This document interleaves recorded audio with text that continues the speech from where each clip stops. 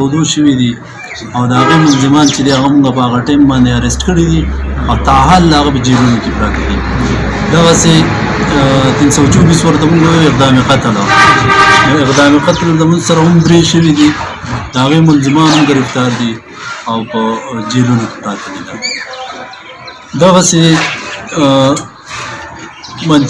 منشیاتو خلاف چې موږ څومره کاروایي کړې ده تقریبا 2-3 ګرام چرس موږ نیولي دي. د چرسو د منشیاتو دلته کې ډېر کم دغه دی، ځکه چې په هغې باندې موږ دومره ترجیح ورکړې ده چې منشیات فروش دومره جرأت نشي کولی چې زموږ د سټیشن په حدود کې چرس خرڅ کړي یا آیس خرڅ کړي یا پوډر خرڅ کړي. دغه تقریبا چې څومره وي نو هغه موږ ګرفتار کړي دي.